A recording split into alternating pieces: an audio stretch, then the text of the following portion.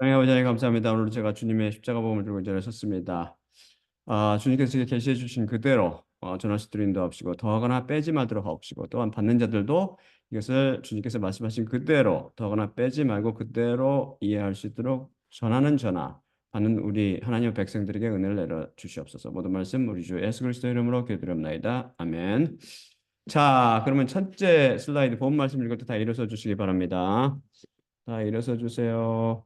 히브리서 11장 1에서 3절입니다. 그런데 믿음은 소망되어지는 것들의 실체요 보이지 않는 수성들의 입증이니라. 확실히 이 안에서 그 장로들이 증언되었느니라. 믿음으로 우리는 보이는 것들이 나타나는 것들에 의해 창조되지 않도록 세상이 하나님의 말씀으로 완성되어진 것을 이해하느니라. 다 앉아주시기 바랍니다. 지금 우리는 미국 인본주의자들이 70개의 참고자를 동원하여 공식 웹사이트 블로그에 게재한 논문 Some Reasons Why Humanists Reject the Bible 번역하면 인본주의자들이 성경을 거부하는 몇 가지 이유들을 중심으로 그들이 성경에 대해 갖고 있는 의문점들을 차례대로 답변해가고 있습니다. 우리는 지난 시간 그 길이신 예수님과 그 길에 속한 자들인 그리스도인들을 핍박하던 사울 그 회개 사건을 성령님을 통해 같이 배웠습니다.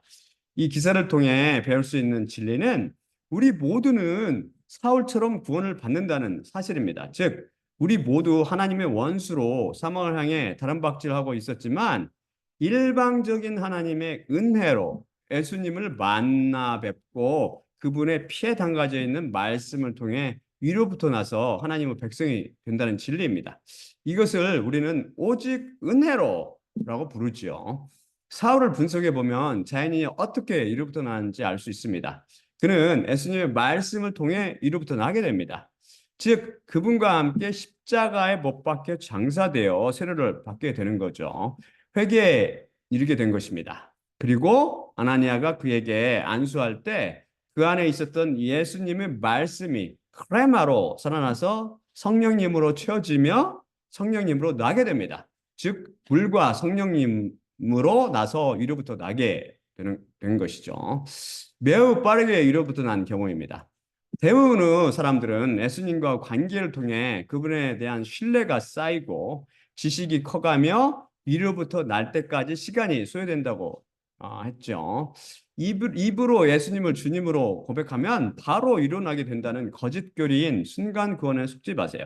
이 교리가 수많은 사람들을 음부로 끌고 가고 있습니다. 그러니 이런 거짓 교리를 참이라고 선포하는 종교인들의 죄가 얼마나 크겠습니까? 그럼 오늘도 계속 인본주의자들의 의문점들을 풀어보도록 합시다. 사실 인본주의자들이 성경 속에서 오류나 모순들이라고 찾아낸 것들은 지난 시간을 마지막으로 하나도 빠짐없이 모두 답변해 드렸습니다. 그들이 마지막 오류 하나라고 제기한 것이 바로 사울의 회개 사건이었습니다. 제가 이에 대한 확실한 해답을 제공하므로 결국 인본주의자들은 성경 속에서 그 어떤 오류도 찾아내지 못한 꼴이 되고 말았지요. 그저 인간을 눈으로 볼 때 그렇게 보였을 따름입니다. 우리는 다시 한번 초월적인 성경 말씀의 무엇성과 신비성을 확인할 수 있습니다.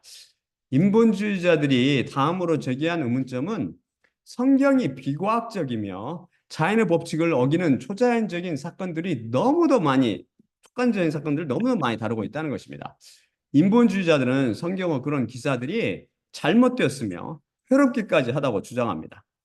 인본주의자들은 안타깝게도 하나님도 성경 말씀도 몰라서 하와를 유혹하는 말하는 뱀, 선과 악에 대한 지식을 주는 나무, 영생을 주는 나무, 불붙은 떨기나무에 나오는 하나님의 음성, 발람을 책망하는 나귀, 뱀들로 변하는 지팡이들, 피로 변하는 물, 바위에서 나오는 물, 예언자 엘리사의 뼈에 가짜 살아난 남자, 죽음에서 살아난 다른 사람들 등 성경 중에 나오는 기적들을 예로 들며 이것들을 모두 초자연적이라고 규정하고 이들이 다 비과학적이라고 주장합니다.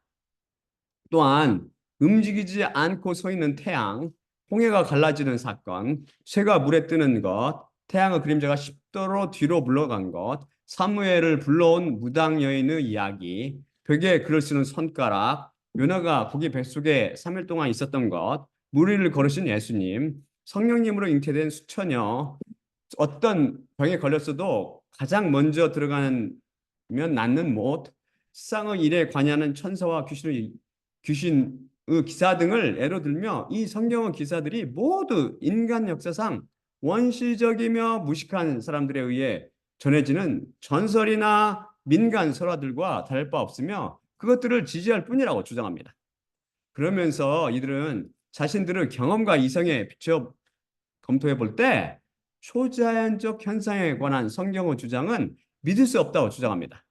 그들의 경험에 따르면 자연계는 규칙성의 원칙에 따라 작동하며 규칙성이 결코 깨지지 않는다고 주장합니다. 그들은 또한 많은 사람들이 종종 실수를 하거나 부정직하다는 것을 경험을 통해 알고 있으며 따라서 성경 지자들이 자연의 법칙을 어겼다기보다는 기록하는 과정에서 실수를 저질렀거나 거짓말을 했을 가능성이 훨씬 더 높다고 주장합니다. 인문주의자들은 성경에 절대 오류가 없으며 성령님은 감동에 의해 기록되었다는 진리를 절대 믿지 못하지요. 사실 이들은 nature, 즉 자연이라는 용어를 쓰고 있지만 이것은 지극히 비성경적이며 비과학적인 단어입니다. 정확히 표현하면 피조물의 세계가 될 것입니다. 자연, 여러분 자연이라는 말 엄청 많이 쓰잖아요. 자연의 국어사전 정의는 사람의 힘이 더해지지 아니하고 세상에 스스로 존재하거나 우주에 저절로 이루어지는 모든 존재나 상태로 지극히 진화론적인 정의입니다. 세상에 스스로 존재할 수 있거나 우주에 저절로 이루어질 수 있는 것이 있나요? 우주가 저절로 생겨났습니까? 진화론자들은 그렇다고 주장하지만 우리는 그것이 거짓임을 너무 잘 알고 있습니다. 우주 만물과 그 안에 있는 모든 피조물 세계의 법칙은 창조주 곧 하나님께서 창조하신 것입니다. 하지만 일단 혼동을 피하고 그들의 의문점에 답변하기 위해 그들이 사용하는 그냥 그 용어를 그대로 쓰기로 하겠습니다. 그들은 자연에 대한 관찰과 경험에 의해 변하지 않고 깨질 수 없으며 장시간에 걸쳐 균일하게 적용되는 과학의 기본 원리들이 정립되었다고 주장합니다. 그들은 생물학자 스티븐 굿의 자연 법칙들의 균일성과 일관성이 과학을 실행할 수 있도록 만드는 방법론적 가정이다라는 말을 인용하였습니다.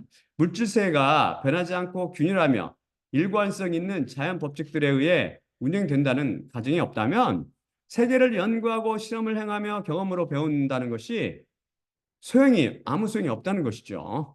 그래서 변하지 않는 자연 법칙에 따라 운행되지 않는 세계에서 과거 사건들에 대한 지식이 미래에 비슷한 상황에서 일어날 일에 대한 예측 가능성을 제공하지 않을 것이기 때문에 그러한 행위들, 곧 세계를 연구하고 실험을 행하며 경험으로 배운다는 것은 아무 소용이 없을 것이라는 것입니다. 과거 경험에 비추어 볼 때 일어날 것으로 예상되는 결과를 언제든지 바꾸어 버릴 초자연적인 힘이 개입할 가능성이 항상 존재할 것이기 때문이라는 것이죠. 그러면서 물리적 사건들이 불변의 자연 법칙에 따라 발생한다는 것을 보여주는 압도적인 증거가 있다고 주장합니다. 그리고 그러한 법칙들에 대한 지식이 증가함에 따라 인류는 미래의 사건들을 예측하고 인간의 운명을 통제할 수 있는 능력을 향상시킬 수 있다고 말합니다. 하지만 성경은 초자연적인 존재가 인간 세계의 계급함을 주장하므로 자연 법칙들이 균일하게 변함없이 작용하는 과학적 원리에 반대한다는 것입니다. 그 결과 성경은 어떤 문제들에 대한 과학적인 접근을 권장하지 않는다고 주장합니다. 하지만 그들의 주장과 달리 성경 말씀은 절대 자연계의 원리나 법칙에 반대하거나 어떤 문제들에 대한 과학적인 접근을 반대하지도 않습니다. 인본주의자들은 인간의 경험과 인식에 바탕한 이성과 감성으로 초월적인 성경 말씀을 접근했기 때문에 이런 어리석은 결론을 내린 것입니다. 과학이 뭐죠? 제가 과학에 대한 정의를 국어사전에 찾아보니 보편적인 진리나 법칙의 발견을 목적으로 한 체계적인 지식, 넓은 뜻으로는 학을 이루고 좁은 뜻으로는 자연과학을 이룬다라고 되어 있더라고요. 과학의 정의에 대해 구글로 검색해 보니 과학은 증거에 기반한 체계적인 방법론에 따라 자연 및 사회 어, 자연 및 사회 세계에 대한 지식과 이해를 추구하고 적용하는 학문이다라고 설명하고 있으며 이것을 가능케 하는 과학적 방법론으로 객관적인 관찰과 측정 및 데이터를 이용한다고 말합니다. 이때 측정과 데이터 수집은 수학을 도구로 사용하기도 하고 그렇지 않기도 합니다. 그런데 인본주의자들이 말하는 과학이란 좁은 의미로, 즉 자연과학을 의미하며 보편적인 진리나 법칙의 발견을 목적으로 하는 학문을 가리킵니다. 소위 인문과학이라든지 사회과학, 즉 정치, 경제, 사회, 문화, 철학, 종교, 기타 등등 인간이나 인간 사회에 대한 보편적인 진리나 법칙을 연구하는 학문을 의미하지 않습니다. 즉 물질 세계의 진리나 법칙의 발견을 목적으로 하는 학문을 가리킵니다. 쉽게 말해 과학이란 물질 세계를 관찰하며 실험하고 연구함으로 거기서 소위 보편적이며 변하지 않는 일정한 법칙을 발견하는 것을 목적으로 하는 학문입니다. 그들이 크게 오해한 것은 성경 말씀은 자연의 세계, 즉 물질 세계에는 관심이 없다는 것입니다. 하나님의 말씀은 오직 하나님 한 분, 그 초월적인 존재이신 여호와 예수 그리스도 한 분과 그분과 한 몸인 이스라엘, 곧 교회에만 초점을 맞추고 있습니다. 과학으로는 절대 경험할 수도 인식할 수도 없는 초월적인 세계를 다루고 있으며 이 부부 사랑을 묘사하고 있습니다. 사실 성경 말씀이 소위 물질 세계에 관심이 없는 이유는 그것들이 결국 낡아 없어질 것이며 인간의 죄로 인해 헛된 것들 중 헛된 것으로 전락해 버렸기 때문입니다. 그래서 성경 말씀은 잠깐 있다 사라지는 헛된 것이 아닌 영원히 존재하는 영적인 것들에 관심이 있습니다. 자, 다음 슬라이드 볼까요? 히브리서 1장 9에서 12절입니다. 히브리서 9장, 1장 9에서 12절입니다. 그리고 태초에 주님, 당신께서 땅을 기초 두셨으며 하늘들은 당신의 손들의 행위들이니이다. 그들 자신들은 소멸되고 있으나 당신 자신은 지속하여 존재하시며 모든 것들은 옷같이 낡아지게 되고 당신께서 그것들을 덮을 것처럼 둘둘 마르실 것이며 옷처럼 또한 그것들이 변하게 될 것이나 당신 자신은 바로 그분이시며 당신의 해들은 끝남이 없으리이다. 안타깝게도 이런 진리를 모르는 인본주의자들은 인간들이 경험하고 인식할 수 있으나 곧 사라져버릴 물질 세계를 다루는 과학을 들먹거리며 그것으로는 절대 붙잡을 수 없는 과학의 영역으로부터 초월적인 성경 말씀을 판단함으로 첫 단추부터 잘못 끼우며 잘못된 논리를 전개하는 오류를 범했습니다.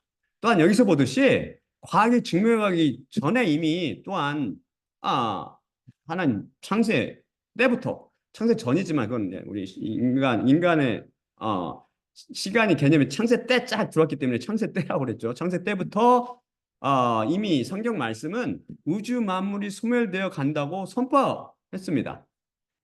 과학을 뛰어넘지요. 성경 말씀 데피니트하게. 인본주의자들은 자신들의 죄로 인해 육신에 속하여 오직 물질 세계에만 관심이 있기 때문에 영에 속하여 영어 세계에만 관심이 있는 하나님과 그분 자신이신 성경 말씀을 절대 붙잡을 수도 헤아릴 수도 없습니다. 인간은 영원히 그들의 눈에 안 보인다고 그것이 있다고 증언하는 성경 말씀이 비과학적이며 잘못되었고 성경이 그것을 주장하므로 과학적 원리와 법칙을 거부하고 있다고 주장하는 꼴이지요. 다음 슬라이드 볼까요? 히브리서 11장 1에서 3절입니다. 히브리서 11장 1에서 3절입니다. 그런데 믿음은 소망되어지는 것들의 실체요 보이지 않는 수송들의 입증이니라. 확실히 이 안에서 그 장로들이 증언되었느니라. 믿음으로 우리는 보이는 것들이 나타난 것들에 의해 창조되지 않도록 세상이 하나님의 말씀으로 완성되어진 것을 이해하느니라. 이 구절에 대해서는 제 104강등을 통해 자세히 배웠는데 오늘은 각도를 달리해서 2절을 잘 살펴볼까요? 과학은 증거에 기반한 체계적인 방법론에 따라 물질 세계에 대한 지식과 이해를 추구하고 적용하는 학문으로 관찰과 실험을 통해 자연 세계를 연구합니다. 과학적 설명은 관찰과 측정을 사용하여 자연계에서 볼 수 있는 것을 설명하는데 그것은 증거와 일치하고 논리적이어야 하며 적어도 가능한 한 많은 증거와 부합해야 합니다. 과학을 하거나 배운 사람들은 잘 알겠지만 과학은 how 학문이 아니고 how 학문이지 why 학문이 아닙니다. 즉 그것은 어떻게의 학문이지 왜의 학문이 아닙니다. 그래서 과학은 눈에 보이거나 기구 등을 동원하여 감지할 수 있는 물질 세계에서 나타나는 현상을 연구하며 그것이 어떻게 어떤 법칙에 의해 운행하거나 작용하는지를 연구하며 법칙을 도출해 내려 하지요. 하지만 왜 어떤 현상이 일어나며 왜 그것이 어떤 법칙의 지배를 받는지 해답을 제공하지 못합니다. 왜에 대한 해답을 제공하시는 창조주를 배제하고 시작하기 때문입니다. 예를 들어서 왜 사람이 생겨나는지 모르며 어떻게 생겨나는지를 진화론이라는 지극히 비과학적인 이론을 통해서 설명하려 시도하지요. 이에 반해 성경 말씀은 이 왜에 대한 해답을 속 시원히 제공합니다. 인간은 하나님께 의해 당신 자신의 형상을 따라 하나님 자신을 위해 지어진 거죠. 눈이 살펴본 것처럼 과학은 관찰된 증거를 바탕으로 연구를 진행하기에 관찰할 수도 없으며 증거를 절대 붙잡을 수 없는 초월적인 세계에 대해서는 과학적 방법론으로 쓰이는 관찰과 측정이 고물덩어리로 전락해 버립니다. 과학이 붙잡을 수 있는 물질 세계에 대해서만 때로 해답을 제공할 수 있지요. 마치 철학과 신학이 초월적인 세계에 관한하는 고물덩어리라고 철학자 칸트를 인용하여 배웠듯이 말이죠. 그래서 많은 자연인들은 초월적인 세계를 과학으로 관찰하거나 증명할 수 없기 때문에 이것을 비과학적이라고 주장합니다. 그래서 안타깝게도 과학이 잡을 수 없는 초월적인 세계는 다 비과학적인 것으로 간주하며 평가됩니다. 사실 우리가 오감을 통해 감지하며 관찰하고 있는 것들 중 현대과학으로 설명할 수 있는 것이 얼마나 됩니까? 과학의 한 분야인 의학 하나만 두고 볼 때도 그렇습니다. 왜 아직도 수많은 사람들이 수많은 질병으로 죽어가고 있습니까? 과학적 방법으로 관찰하고 연구하며 측정할 수 있는 인체나 질병에 대해 잘 모르기 때문입니다. 현대 과학이 눈부신 발전을 보고 있지만 아직도 하나님께서 창조하신 피조물의 세계를 거의 이해하지 못하고 있습니다. 인류는 하나님께서 창조하신 1조개 중에 10개를 알고 나서 과학이 어떻고 하며 하나님과 그분의 말씀을 헤아리고 판단하고 있는 것이죠. 욥기 전체 특히 38장에서 42장까지 한번 주의 깊게 읽어본다면 하나님 앞에서 과학은 합주기 상태로 고개를 떨고 있을 것입니다. 하지만 하나님께서는 과학으로 붙잡을 수 없는 초월적인 세계를 볼 수 있는 눈을 주셨습니다. 그것이 뭐라고 했죠? 그것은 영의 눈이라고 부르며 바로 믿음이라고 108강 등에서 배웠죠. 과학이라는 원시적인 도구로 보지 못한 것을 우리는 믿음이라는 영의 눈으로 봅니다. 그렇다고 믿음이 막연하며 가상적이고 철학적인 개념이 아니라고 배웠습니다. 그것은 이 세상 아니 이 우주 그 무엇보다도 확실한 예수 그리스도의 피에 담가지는 말씀으로 된 실체라고 배웠죠. 히브리서 11장 3절 말씀은 믿음으로 우리는 보이는 것들이 나타난 것들에 의해 창조되지 않도록 세상이 하나님의 말씀으로 완성되어진 것을 이해하느니라 라고 분명히 선포하고 있습니다. 즉 우리가 눈에 보고 과학을 통해 검증할 수 있는 우주 만물과 여러 현상들의 배후에 바로 과학으로 검증할 수 없는 하나님의 말씀이 숨어 있다는 진리입니다. 하나님께서는 이 말씀에 의해 우주 만물을 창조하시고 이것들을 운행해 가시고 계십니다. 붙잡고 계신다고 나오죠. 시편에. 시편인가? 성경에. 모든 것을 주님께서 붙잡고 이 법칙을 쫙 말씀에 의해서 이게 행하시고 계신단 말입니다. 다음 슬라이드 볼까요? 사도행전 17장 22에서 29절입니다. 그러자 바울이 아레오파고스 중앙에 서서 확언했으니 아테네인 남자들아 내가 보는데 너희가 모든 것들을 따라 보다 종교적인 자들 같도다. 왜냐하면 통과하여 지나가며 또한 너희의 경배받는 것들을 자세히 보고 있는데 또한 한 제단을 내가 발견했으니 그 안에 흠에 써 있기를 모르는 신에게 그러므로 알지 못하면서 그것을 너희가 경배하나 이것을 내 자신이 너희에게 선포하노라. 세상과 그 안에 있는 모든 것을 만드신 하나님 이분은 하늘과 땅의 주님이신데 손으로 만든 성전들 안에 거주하시지 않으시며 어떤 것이 필요한 양 인간들은 손들에 의해 섬김을 받으시지도 않으시니 그분 자신이 모든 것들에게 생명과 호흡과 모든 것들을 주시고 계시고 또한 하늘로부터 인간들의 모든 민족을 만드셔서 땅의 모든 표면 위에 거주하게 하셨으며 시점들과 그들의 거주의 경계들을 명하시어 정하셨고 하나님을 구하여 혹시라도 그분을 더듬어서 그들이 찾게 하셨으며 참으로 우리 각각 한 사람으로부터 그분께서 멀리 떨어져 계시지 않으시니 그분 안에서 우리가 살아있고 움직이며 존재하기 때문으로 너희 각자 중에서 어떤 시인들이 말했던 것처럼 우리는 정녕 그분의 후손이라. 그러므로 우리가 하나님의 후손으로서 금이나 은이나 돌에 인간의 기술이나 고안의 새겨진 표식으로 신성을 그와 같은 것으로 우리가 생각하면 안 되느니라. 바울의 증언을 통해 알 수 있듯이 우리에게 생명과 호흡 및 모든 것을 주시는 분은 바로 하나님이시며 그분 안에서 우리가 살아있고 움직이며 존재합니다. 그분의 말씀이 법칙을 만들어내며 에너지의 근원이 되기 때문이죠. 인간은 에너지가 어디서 왔는지 전혀 알지 못해요. 오점 투성이요. The Big Bang Theory, 즉 빅뱅 이론이라는 거짓 이론을 고안해냈지만 성경 말씀은 분명히 하나님께서 그 근원이라고 증언해주고 있습니다. 그분 안에서 우리가 살아있고 움직이며 존재한다고 말씀이 그것이 아니고 무엇입니까? 그렇다는 말씀이잖아요. 지금 여기 방금 읽은 말씀이 바로 하나님께서 모든 에너지의 원인, 근원이시라고 이렇게 선포하고 있잖아요. 우주야 그 안에 모든 에너지의 근원이신 초월적인 존재이신 하나님을 한계를 품고 있는 과학이 붙잡지 못할 따름이죠. 한계가 있기 때문에 그분은 초월적인 존재이시기 때문에 그리고 성경 말씀은 바울의 입을 빌려 분명히 또한 하늘로부터 인간들의 모든 민족을 만드셔서 땅의 모든 표면 위에 거주하게 하셨으며 라고 증언합니다. 즉 인류는 하나로부터 나왔다는 것입니다. 여기서 하나의 헬라어는 페노스인데 이것은 a single person or thing 곧 한 사람이나 사물을 뜻하는 헤이스나 헨그 소유격인데 여기서는 남성 소유격이므로 한 남성을 의미함을 알 수 있습니다. 그게 누구죠? 한 남성?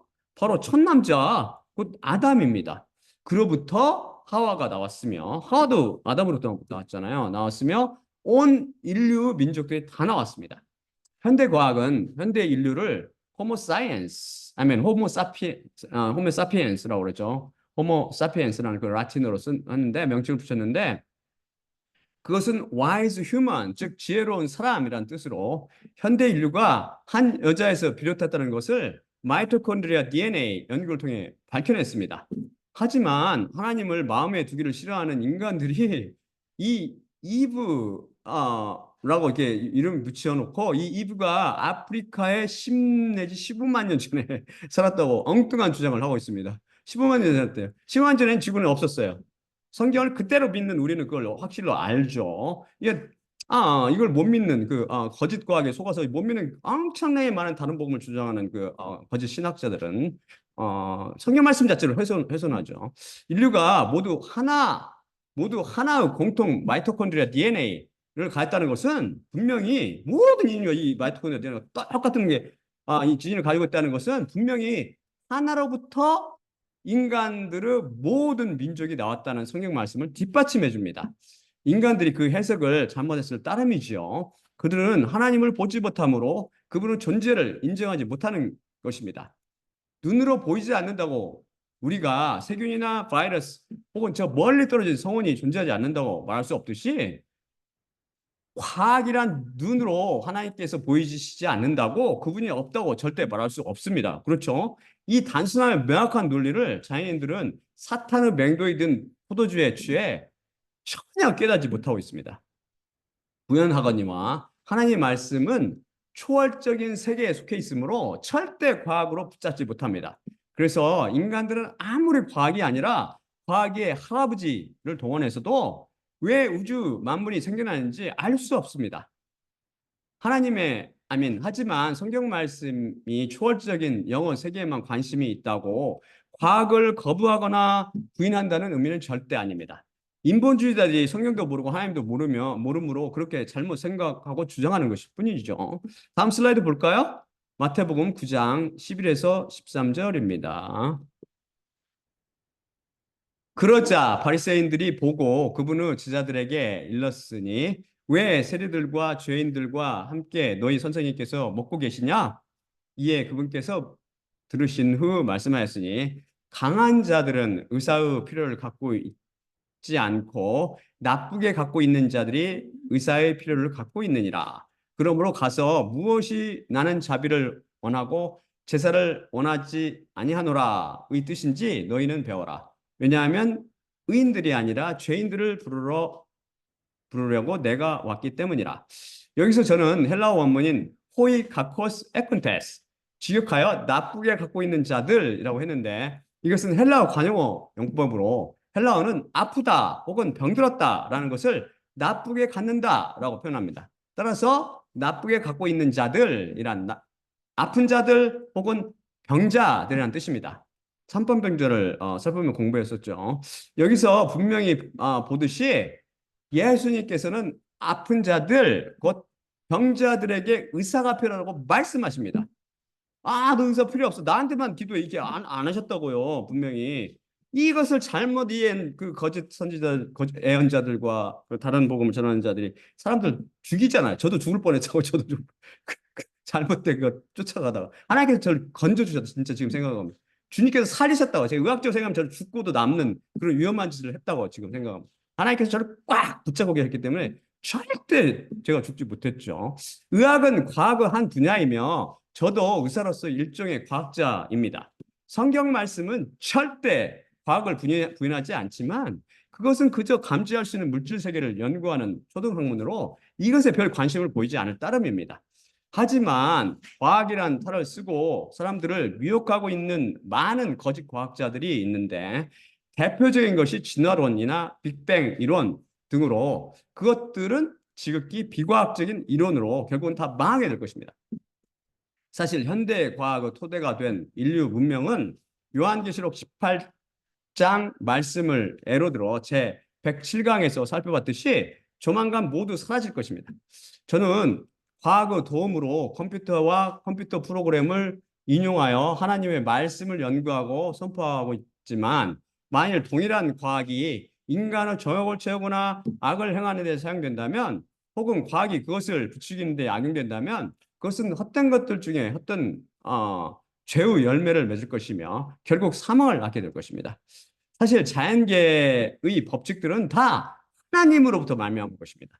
하나님께서 만드신 우주 만물과 그 속에서 운행하는 법칙들을 관찰하고 실험하며 측정하여 소위 자연세계의 법, 곧 과학의 법칙들을 발견해내는 것이요, 인간들이. 그래서 아무리 그럴듯한 법칙을 인간이 발견했어도 하나님께서 창조하신 물질세계의 운행이나 나타나는 현상과 배치되면 그것은 유사과학이나 사이비과학으로 낙인찍히고 무너지고 맙니다.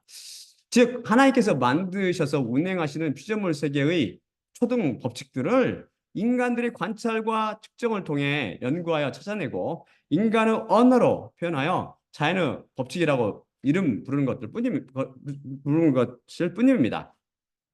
소위 하나님 위에 과학이 있는 것이 절대 아니고 과학 위에 하나님께서 우뚝 서 계시는 것이죠. 소위 자연의 법칙들을 만드신 분이 하나님이시기 때문입니다. 그래서 하나님께 거슬리며 반항하는 모든 과학의 이론들은 진리 자체에 거슬리며 반항하기에 올바른 법칙들이 될 수 없으며 토대 없이 와르르 무너지고 말 것입니다. 진화론이나 빅뱅 이론이 대표적인 것 아닙니까? 제가 유튜브를 보니 다른 복음 주창자들이 창조론에 물들어 있을 뿐만 아니라 일부는 진화론에도 엄청나게 물들어 있더라고요. 그리고 그것이 진화론이 참 과학이라고 믿고 있으며 그것으로 오히려 성경 말씀을 훼손하고 있는 사례를 목격했습니다. 창세기를 갖다 이건 일대 이런 의미가 아니고 이런 식으로 진짜로 기가 막혀가지고 그런 사람들이 참 가련하게 느껴지군요. 참 안타깝고 두려울 따름입니다. 이 사람 진짜 두려울 따름이죠. 여러분 중에 진화론을 진리라고 믿는 사람이 있다면 제 질문을 한번 대답해 보십시오. 그렇다면 제가 진화론을 인정해 드리겠습니다. 공식적으로. 모든 생물은 반드시 세 가지 것을 동시에 갖고 있어야 생존하며 후손을 생산해낼 수 있습니다. 물론 그 밖에도 필요한 것이 엄청나게 많아요. 진짜로 복잡해 사실 셀 하나도, 그 세포 하나도. 질환으로 허구를 지적하기 위해서 이렇게 최대한 양보해서 제가 최대한 양보해서 간략히 셋이라고 가정합시다. 첫째가 DNA나 이에 준하는 유전 물질 DNA. 둘째가 유전자, 이 DNA나 유전자를 복제하는 효소. 마지막으로 이들이 살아날 수 있게 잘 보호해주는 세포막입니다. 이들 중 단 하나도 없으면 절대 그것은 자연계에서 생존하지도 못하고 파괴되어 사라져 버리죠. 동시에 존재해야 돼. 동시에. 그럼 모든 것이 자연히 곧 우연에 의해 선택되며 발전해 왔다고 주장하는 진화론자들이나 이들을 신봉하는 사람들에게 제가 묻겠습니다. 이 셋이, 즉 DNA와 DNA 복제 효소와 이들을 보호하는 세포막이 우연에 의해 동시에 생겨날 가능성이 얼마나 있습니까? 그것이 이론적으로 가능합니까? 이 질문에 속 시원하게 대답하지 못한다면 진화론은 전체가 무너지게 될 것입니다. 지금 사람들이 이걸 모르기 때문에 엉뚱하게 싸우고 있다고요. 그래서 진화론이 이겼어. 실제로 그 다른 복음 주창자들과 진화론이 싸워서 진화론이 이겼어요. 미국에서. 그럼 참 말을 하지 말아야지. 지혜가 없기 때문에 초월적인 지혜가 없기 때문에 이런 진화론 허구를 전혀 못 본단 말입니다. 이게 다 똑같이 그냥 창녀 포도주에 취해가지고. 그래서 진화론 전체가 이것은 이 대답을 제가 드린 대답을 답변하지 못하면 진화 전체가 무너집니다. 왜 그렇죠? 이것이 우연히 일어나서 진화가 발생한다고 진화론자들이 주장하기 때문입니다. 아무나 제 질문에 대답하지 못한다면 더 이상 진화를 과학이라고 생각하지 말기 바랍니다. 여러분들이 많은 사람이 진화론에 속고 있는 사람이 엄청 많을 거야. 아마 믿음을 갖고 있다고 하는 사람들조차도. 진화론은 거짓 이론입니다. 창녀 포도주라고요. 오직 성경으로 이 원칙에 벗어난 모든 이론은 다 거짓 이론이며 사탄 이론이며 다른 복음입니다. 사실 진화론의 허구는 제 책 당신은 살아있고 신은 죽었다고요. 여기서 제 33강 식인종에게 잡혀먹힌 다윈 편에서 재미있고 속시원하게 논박해 드렸습니다.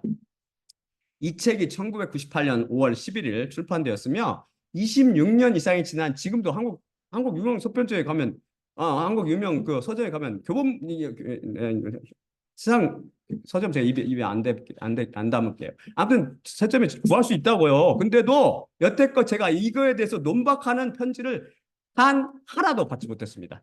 다른 것에 논박하는 편지 제가 봤어요. 뭐 영화 중에는 다른 사람 건 봤지만 이거에 대해서는 아무 논박하는 거 못 받았어요. 과학적인 사고에 바탕한 제 논리는 절대 논박이 불가능하기 때문입니다. 왜 그럴까요? 제가 잘나서가 아니고 진화론이 명백히 비과학적이며 거짓 이론이기 때문입니다. 이것을 사람들이 과학이라고 부르며 맹신하고 있지요. 마귀의 미혹인지도 모르고 말이죠. 다음 슬라이드 볼까요? 마태복음 16장 1에서 4절입니다. 마태복음 16장 1에서 4절입니다. 그리고 바리새인들과 서두개인들이 가까이 와서 시험하며 그분께 하늘로부터 오는 나타나는 표적을 요구했는데 그러자 그분께서 그들에게 대답하시며 말씀하셨으니 저녁이 되면 너희는 이르기를 좋은 날씨겠구나. 왜냐하면 하늘이 붉기 때문이라. 그리고 아침이 되면 오늘은 춥겠구나. 왜냐하면 하늘이 붉고 어둡기 때문이라. 한편 하늘의 표면을 너희가 분별할 줄 알면서 다른 한편 표면들은 너희가 분별하지 못하도다. 악하며 간음하는 세대가 표적을 구하지만 그것에게 요나의 표적 외에 표적이 주어지지 않으리라. 그리고 그들을 남겨두고 그분께서 가버리셨더라.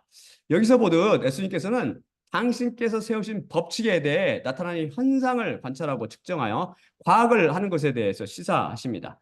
저녁이 되면 너희는 이르기를 좋은 날씨겠구나. 왜냐하면 하늘이 붉기 때문이라. 그리고 아침이 되면 오늘은 좋겠구나. 왜냐하면 하늘이 붉고 어둡기 때문이라.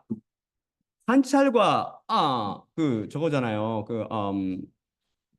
측정이잖아요. 측정. 관찰하고 측정해서 사람들은 하늘의 색깔을 관찰하고 그것을 측정하여 날씨를 예측해 냅니다.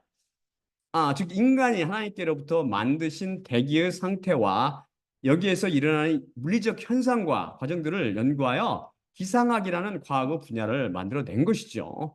과학을 가난하게 한 것은 바로 하나님께서 창조하신 피조물의 세계라는 것입니다. 인간이 만들어내는 기상학을 들어 설명하시며 너희는 내가 만든 물질 세계를 관찰하고 측정하며 연구하여 과학을 만들어내어 그것을 알면서 왜 이 과학을 가능하게 피조물들을 만들어냈고 말세 이상에 너희를 구하려 온 하나님을 알아보지 못하느냐. 그러기커녕 하늘에 나타나는 현상을 알아보면서 그런 현상을 만든 창조주 나를 또한 못 알아보느냐 말씀하시는 것이죠. 다른 뭐 또 영적 의미도 있지만요. 사실 하나님 없이는 현대 과학은 무용지물입니다. 물질 세계의 모든 법칙들은 그분으로부터 말미암기 때문이죠. 자연계와 인간 사회를 지배하는 가장 근간이 되는 법이 바로 여러 가지 법칙들이 있지만 그중에 하나님께서 만드신 여러분이 잘 아는 법이 바로 인과응보의 법입니다. 인간이 관찰할 수 있는 법이지요. 자연 세계의 모든 법칙들은 물론 인간 세계의 자연 세계 법칙들뿐만 아니라 인간 세계 법들도 바로 이 인과응보 법을 따릅니다.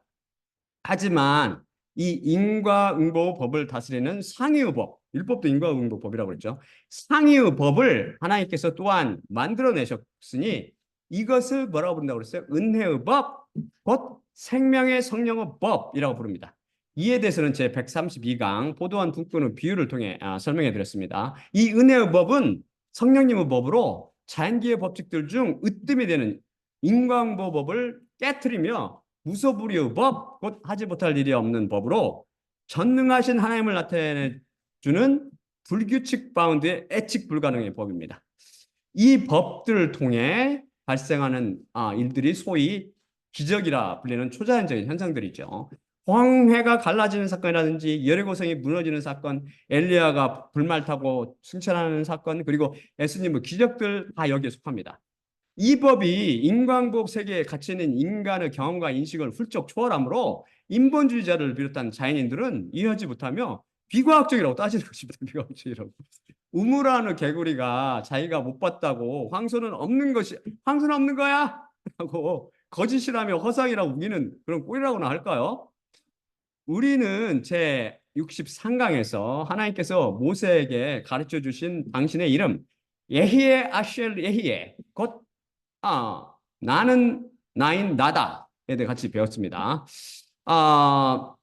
그분은 모든 우리말 성경 오역했다고 그랬죠. 뿐만 아니라 영어 성경 대부분 오역했다고 그랬죠. 나는 나인 나다 제대로 된 번역입니다. 그분은 나인 상태가 계속 계시며 영원히 나의 상태로 지속하실 것입니다. 우주 만물 중에 홀로 나인 분은 바로 이분 홀로 나이시며 영원한 나이십니다. 왜냐하면 그분만이 진실로 우리의 창조주요, 그분만이 진실로 우리의 구속자시며 그분만이 전능자이시기 때문입니다. 우리는 하나님께 의해 창조되며 정의되는 피조물입니다. 너는 아담이다 라고 하나님께서 인간을 흙으로 창조하시고 정의를 내리셨습니다. 인간이 흙에서 만들어졌기 때문이죠. 또 그에게 알맞은 역할을 주셨습니다. 너는 모든 생물을 다스리라. 너는 태양이다. 너는 낯을 주관하라.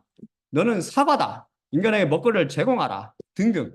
하나님 한 분만이 피조물들을 정의하시고 그에 맞는 역할을 주십니다.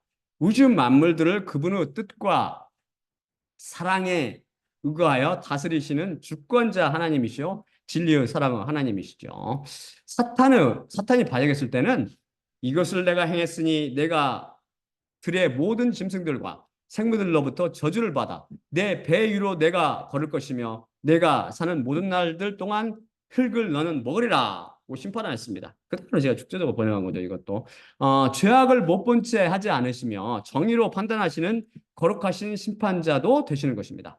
하지만 하나님 자신은 그 누구에게도 창조되시지 않으셨으며 그 누구에 의해서도 정의되시지 않으시고 그 누구로부터 이름을 부여받으시지도 않으십니다. 오히려 하나님 스스로가 당신 스스로를 정의하실 수 있으시며 스스로 이름을 지어 부르십니다.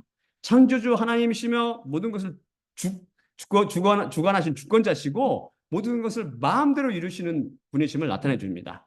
또한 말씀하신 모든 것을 이루시는 의의 하나님이시오 전능하시십니다. 이게 바로 A의 아스엘 A에 담겨져 있는 그 깊은 의미라고요. 바로 나는 나인 나다라는 이름이 이 모든 것을 우리에게 말해줍니다. 그분만이 나입니다. 우리는 그분은 피조물이요. 그분은 소유로 그분의 노예입니다. 노예에게는 나가 없습니다. 그냥 아무 개의 소유물로 존재합니다. 이게 바로 하나님 앞에 선 우리의 참 모습이요 본연의 모습입니다. 나는 나인 나다라는 것은 또한 그분 말씀 자체가 바로 법이요 진리가 된다는 의미이며 그분께서 하시는 행위 하나하나가 선이요 의이며 거룩이고 사랑이라는 것입니다. 그분 한 분만 영원히 찬송받으실 전능자라는 뜻도 내포되어 있습니다. 왜냐하면 그분은 나는 나인 나다가 되시기 때문입니다. 나는 나인 나다 속에 하나님 자신이 들어있으며 이 이름이 성경 말씀 전체에 배어 있습니다. 이 비밀을 깨닫으려면 그분은 영인 성령님을 받아야 됩니다. 한번 이 놀라운 이름을 잘 묵상해 보십시오. 여러분도 이 이름 속에서 숨겨져 있는 비밀을 깨닫게 되시기를 바랍니다. 이 나는 나인 나다의 하나님께서 그 선하신 뜻과 놀라운 지혜 및 깊은 섭리를 따라 많은 기적을 행하셨습니다.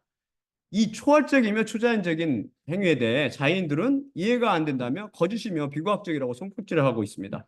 안타까울 따름이죠. 진짜 우습고. 그들이 모르는 것은 하나님께서 에이에 아시엘 에의 하나님이라는 진리입니다. 그분께서 하시는 말씀 하나하나가 법이요 진리입니다. 그분은 또한 주권자이십니다. 그분이 피조물 속에서 물질 세계의 법칙을 만드셨는데 그것을 인간들은 소위 과학을 통해 그것을 관찰하여 그 법칙을 더듬어 찾아낼 뿐입니다. 우주 만물과 모든 자연계의 법칙들을 만들어내신 전능하신 그분께서 왜 더 상류 법을 통해 초자연적인 일을 행하시지 못하시겠습니까? 못한다는 게 저는 이해가 오히려 안 됩니다. 그 말이 안 되는 소리죠. 그래. 다음 슬라이드 볼까요? 이사야 45장 4에서 7절입니다. 야곱 나의 노예 나의 선택한 자 이스라엘을 위하여 또한 너를 내 이름으로 내가 불렀으며 내게 내가 영광의 이름을 주었으나 나를 너는 몰랐도다. 내 자신이 여호와여 나 외에 아무것도 없으니 나 외에 하나님이 없느니라. 내가 너를 허리띠 띄울 것이나 나를 내가 모르리라. 그들이 해가 돋는 곳으로부터 또한 서쪽으로부터 나 외에 아무도 없음을 알게 하기 위해서라. 내 자신이 여호와니 나 외에 아무것도 없느니라. 나는 빛을 형성하며 어둠을 창조하고 평안을 만들고 악을 창조하느라. 나 여호와는 이런 모든 것들을 만드느니라.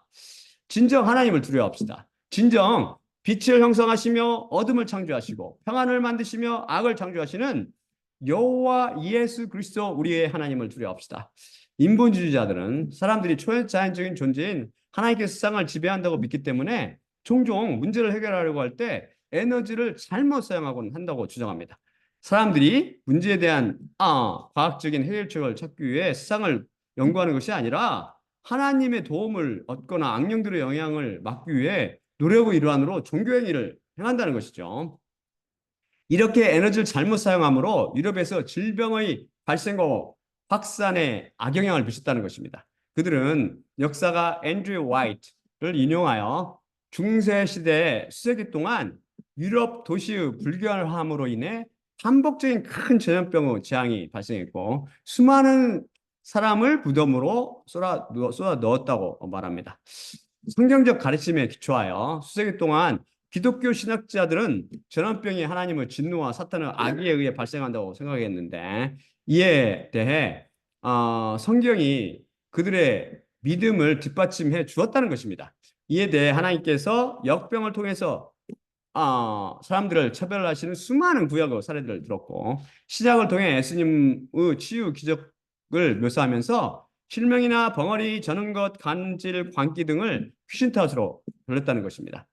이러한 가르침으로 인해 초기 교회 지도자들은 마귀나 귀신이 질병의 중요 원인이라는 세상을 신도들에게 장려하게 되었고 한 예로 서양 사상에 강한 영향을 끼친 성 어거스틴은 그리스도인들의 모든 질병은 악령들 때문이다 라고 말했다는 것입니다. 인본주의자들도 어거스틴 알더라고요. 알고 보니까 이 사람이 어거스틴이 귀신파 두목인 것 같아. 지금 보니까 원조. 이들은 16세기에 개신교 전교 개혁이 일어났어도 질병의 원인에 대한 기독교인의 태도에는 거의 변화가 없다고 주장합니다. 개신교 창시자인 마틴 루터는 자신의 질병이 악마의 주문 때문이라고 거듭해서 말했으며, 그는 또한 사탄은 인류를 괴롭히는 모든 질병을 낳는다. 왜냐하면 그는 죽음의 왕이기 때문이다. 라는 말을 했다는 것이죠. 질병이 주자연적인 원인 때문이라고 믿고 신학자들은 하나님께 도움을 구함으로 전염병을 피하거나 멈출 수 있다는 그렇게 함으로 하나님께 도움을 구함으로 전염병을 피하거나 멈출 수 있다고 가르쳤으며, 하나님의 도움을 얻는 방법은 종교적인 행위를 하는 것이라고 생각했다는 것입니다. 여기에는 죄에 대한 회개, 교회나 수도원 및 성지에 헌금을 제공하는 일, 종교 행위에 참여하는 것, 교회 예배에 참석하는 일 등등인데, 지금은 똑같네요. 이것은 종종 전염병 확산을 증가시킬 뿐이었죠. 사람들이 모이니까. 또한 코비드 때도 그렇고, 또한 유대인과 마녀를 죽이는 등도 종교행위로 포함되었습니다. 왜냐하면 사탄이 질병을 일으키는 대리인으로 바로 유대인들이나 마녀를 사용했을 것으로 그 종교인들이 생각했단 말입니다. 이 말도 안 되게. 그래서 종교 지지자들은 질병의 신체적인 원인과 치료 가능성을 대체로 무시했죠. 와이스는 수세기에 걸쳐 행해진 모든 기도, 의식 및 기타 종교 활동에도 불구하고 과학적 위생의 출현 때까지 전염병의 빈도와 심각성은 줄어들지 않았다고 말합니다. 헛된 것 중에 헛된 짓을 한 거죠. 종교 행위라는 것이. 하지만 과학자들은 종교 대신 과학을 사용하여 탁월한 결과를 가져왔고, 또한 다른 많은 분야에도 그랬습니다. 그러므로 인본주의자들은 이 세상이 종교의식이나 다른 수단으로 정지될 수 없는 불변의 자연 법칙에 따라 운영된다는 과학적 견해를 받아들인다고 공언합니다. 그리고 인본주의자들은 이 세계를 연구하고 더 나은 이해를 제공하는 과학자들을 높이 평가하며, 소위 초자연적인 힘에 영향을 미치는 데 초점을 맞추는 신학자들과 달리 과학적 견해를 사용하는 사람들은 불행을 줄이고 행복을 높이는 데 큰 진전을 이뤘다고 주장합니다. 인본주의자들이 지적한 중세기의 패스트 등 역병의 사례나 질병에 대한 폐해는 사실 성경 말씀에 문제가 있는 것이 아니라 비유로 쓰여진 초월적인 성경 말씀을 이성과 감성을 동원하여 잘못 해석한 종교인들의 문제입니다.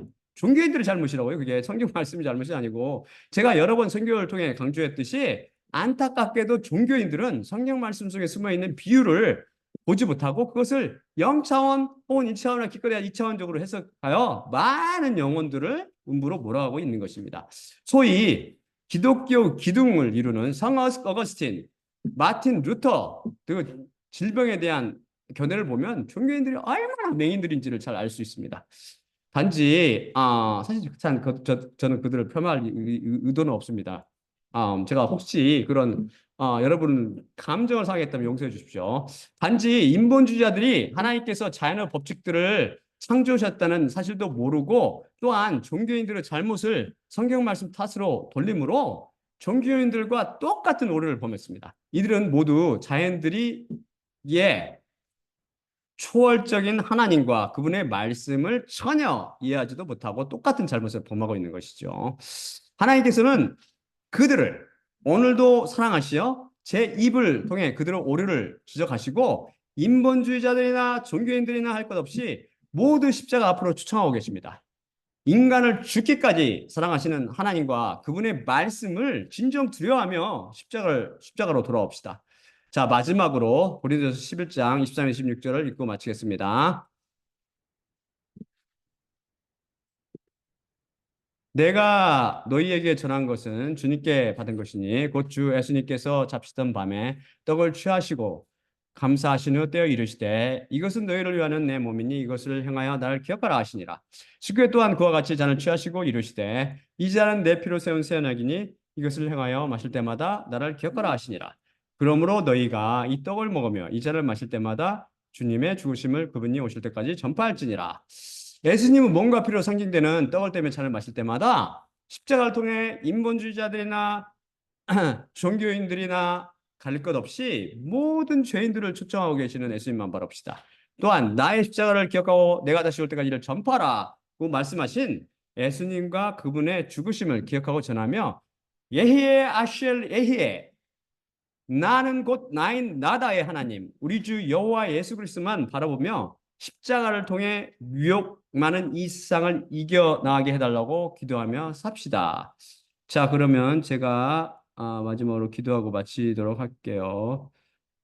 사랑의 아버지 하나님 감사합니다. 오늘 말씀 주시면 감사합니다. 오늘도 우리는 다시 한번 성경 말씀은 놀라운 초월적인 것이며 우리 인간들이 이성이나 감성으로 경험이나 인식으로 붙잡을 수 없는 존재임을 배웠습니다. 안타깝게도 아무것도 모르는 이 인본주의자들과 자연인들은 이런 하나님을 비과학적이라고 성경이 비과학적이라고 손가락질하고 있습니다. 하지만 하나님께서 바로 물질 세계를 만드시고 피조물 세계를 만드시고 그 속에 있는 자연 법칙을 만드셨으니 우리는 우리 하나님을 찬양하며 그보다 또 놀라운 은혜의 법으로 역사하시는 우리 하나님을 찬송합니다. 이 은혜의 법을 통해서 주님의 백성을 부르시고 이 십자가 복음을 통해서 은혜의 법이 역사하게 도와주시옵소서. 모든 말씀 우리 주 예수 그리스도의 이름으로 기도드립니다. 아멘. 아멘.